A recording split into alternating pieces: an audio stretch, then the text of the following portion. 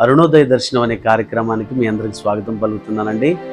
మన తండ్రి అయిన దేవుని నుండి, ప్రభువైన యేసుక్రీస్తు నుండి కృపా సమాధానాలు మీకు తోడై ఉండును గాక. ఆమేన్. బాగున్నారండి? మీరు ఎల్లప్పుడూ ప్రార్థిస్తున్నారా? ఎల్లప్పుడూ ప్రార్థించాలి, దేవుని వాక్యాన్ని ధ్యానించాలి. దేవుని రాకడ అతి సమీపముగా ఉన్నదండి, మర్చిపోవద్దు. ప్రతిరోజు ప్రార్థించాలి, వాక్యాన్ని ధ్యానించాలి. ఆత్మీయంగా మనం ఎదగడానికి దేవుడే మనందరినీ సిద్ధపరచును గాక. ఈ శ్రేష్టమైన సమయంలో దేవుని వాక్యాన్ని ధ్యానం చేసుకుందాం. సామెతల గ్రంథము 3వ అధ్యాయము 5వ వచనాన్ని ధ్యానం చేసుకుందామండి. నీ పూర్ణ హృదయముతో యెహోవా యందు నమ్మకముంచుము. దేవుని వాక్యాన్ని వింటున్న దేవుని పిల్లలైన వారలారా, పూర్ణ హృదయముతో దేవుని యందు మనము నమ్మిక ఉంచగలుగుతున్నామా? దేవుని పిల్లలమైన మనము, దేవుని మార్గములో నడుస్తున్న మనము దేవుని యందు నమ్మిక ఉంచగలుగుతున్నామా? దేవుని బిడ్డలారా, నమ్మకం అనేది చాలా విలువైనదండి. యేసుక్రీస్తు ప్రభువారు కూడా అనేక సందర్భాల్లో చెప్పిన మాట ఏంటంటే, నమ్మిక మాత్రం ఉంచు, దేవుడు నీ జీవితంలో కార్యాన్ని చేస్తాడు అని చెప్పిన సందర్భాలు కూడా ఉన్నాయండి. ఎలా నమ్మిక ఉంచాలి దేవుని యందు? ఈ సామెతల గ్రంథాన్ని రాసిన సొలొమోను మహారాజు ఏమంటున్నాడంటే, పూర్ణ హృదయముతో. అదండి అంటే నేనేమంటున్నా తెలుసండి, సంపూర్ణమైన నమ్మకముతో, సంపూర్ణమైన విశ్వాసముతో మనం దేవుణ్ణి నమ్ముకున్నప్పుడు ఏం జరుగుతుందో తెలుసా? దేవుడు ప్రతి పరిస్థితుల్లో కూడా మనకు తోడుగా ఉంటాడండి.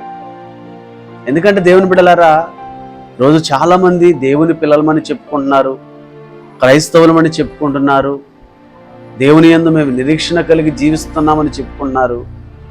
కానీ వచ్చిన సమస్య ఏంటయ్యా అంటే, ఏదైనా ఒక సమస్య వచ్చినప్పుడు, ఏదైనా ఒక బాధ కలిగినప్పుడు వారు పూర్ణ హృదయముతో దేవుని యందు నమ్మిక లేదా విశ్వాసం ఉంచలేకపోతున్నారండి. అందుకే దేవుడు మన జీవితాల్లో గొప్ప గొప్ప కార్యాలు చేయలేకపోవడానికి కారణం ఏంటో తెలుసా? మనం దేవుని యందు నమ్మిక కలిగి జీవించలేకపోతున్నామండి. లేదంటే దేవుని యందు మనము విశ్వాసం ఉంచలేకపోతున్నాం. నిజం చెప్తున్నానండి, మనం కన్నీరు కార్చి ప్రార్థన చేస్తానండి, దేవుడు తట్టుకోలేడండి. అంత ప్రేమ కలిగిన దేవుడు. చార్లెస్ స్పర్జన్ అనే గొప్ప దైవజనుడు ఏమన్నాడు తెలుసా? మనం మోకాళ్ళ మీదంటే ఉంటే, మనం ప్రార్థనకు మోకాళ్ళ మీదకి వస్తేనంట దేవుడు నిలబడతాడంటండి.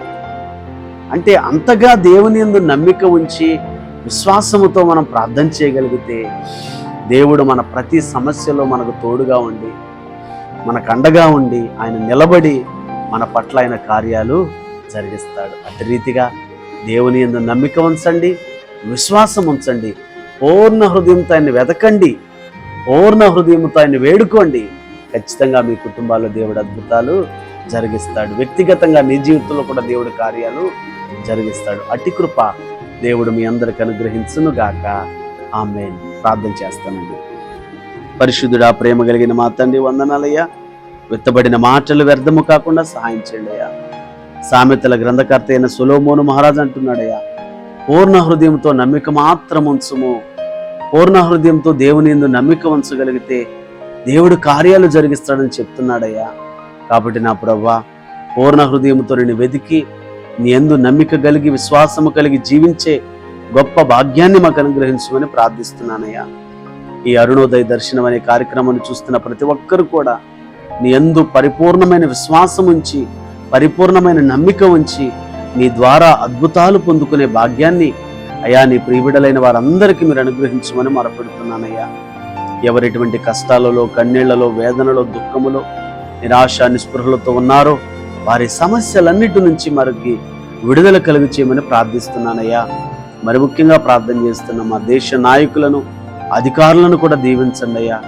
మా ప్రధానమంత్రిని, మా ముఖ్యమంత్రిని దీవించండి, మా ఎమ్మెల్యేలు, మా ఎంపీలను దీవించండి నాయన. మరి ముఖ్యంగా ప్రార్థన చేస్తున్నామయ్యా, ఎవరెటువంటి కష్టాల్లో ఉన్నా వారి కష్టములు తొలగించి ఉన్నతమైన దీవెనతో, ఆశీర్వాదంతో ప్రతి ఒక్క కుటుంబాన్ని మీరు సమృద్ధిగా నింపుమని యేసు నామమున ప్రార్థిస్తున్నాము తండ్రి. ఆమేన్. God bless you all. దేవుడు మిమ్మల్ని, మీ కుటుంబాలను దీవించును గాక. ఆమేన్.